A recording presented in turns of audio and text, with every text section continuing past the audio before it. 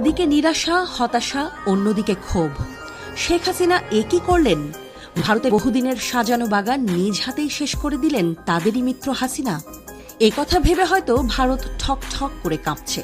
যদিও দিল্লি থেকে শীত এখন বিদায় নিচ্ছে, তবুও চিন্তায় হিম হয়ে ঝিম ধরা মাথায় মোদি আসন্ন উত্তাপ উপভোগ করতে পারছে না। তার গা এখনো কাঁপছে। হাজার হাজার মাইল পাড়ি দিয়ে ওয়াশিংটনে পা রেখেছিলেন মোদি। সেখানে গিয়েই তুলসী তলায় জেলে ছিলেন দ্বীপ। মানে ভারতীয় গণমাধ্যমের দাবি মতে তুলসী গ্যাবার্ড হিন্দু ধর্মে বিশ্বাসী, তিনিই এখন মার্কিন গোয়েন্দা প্রধান। তার মানে তিনি ভারতের অনুকূলেই কাজ করবেন, ভারতকে আলাদা সুবিধা দেবেন। সেই আশা থেকেই হয়তো হতাশার মরু ডিঙিয়ে মোদি আমেরিকায় নেমেই সাক্ষাৎ করেছিলেন তুলসীর সাথে। ঘটা করে সামাজিক যোগাযোগ মাধ্যমে সেই বৈঠকের কথাও প্রকাশ করেন তিনি। তবে ফল হয়নি। মার্কিন প্রেসিডেন্ট ডোনাল্ড ট্রাম্পকে হতাশ করেন। পানির আশায় হাজার হাজার লিটার জ্বালানি খরচ করে ওয়াশিংটন যাওয়া মোদি কেবল পেলেন মরীচিকা ছল।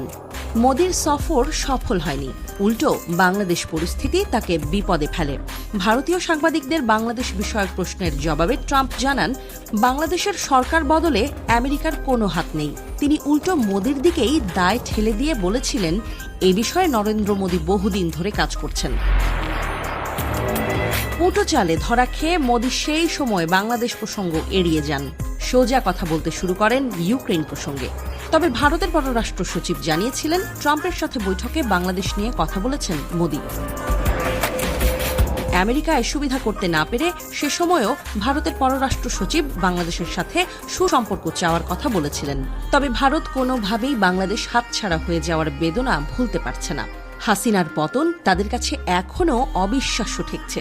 হাসিনাকে বাংলাদেশের ক্ষমতায় ফেরানোর চেষ্টা এখনও করছে দিল্লি।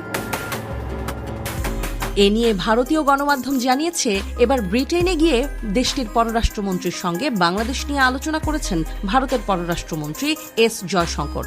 সোশ্যাল মিডিয়ায় একটি পোস্টে জয়শঙ্কর লেখেন, দ্বিপাক্ষিক সম্পর্ক এবং বর্তমান ভূ রাজনৈতিক বিষয় নিয়ে বিস্তৃত আলোচনা হয়েছে আমাদের দুজনের মধ্যে। আমরা ইউক্রেন সংঘাত, পশ্চিম এশিয়া, বাংলাদেশ এবং কমনওয়েলথ সহ আঞ্চলিক ও বৈশ্বিক বিষয়গুলোতে আলোকপাত করেছি।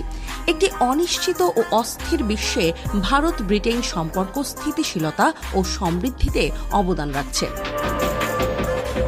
যদিও বাংলাদেশ বিষয়ে কি কথা হয়েছে সে বিষয়ে বিস্তারিত কোনো তথ্য দেয়নি জয়শঙ্কর। তবে ভারতীয় গণমাধ্যম হিন্দুস্তান টাইমসের প্রতিবেদনে বলা হয়েছে, 2024 সালে শেখ হাসিনা ভারতে আসার পরে সেখান থেকে ব্রিটেনে যেতে চেয়েছিলেন।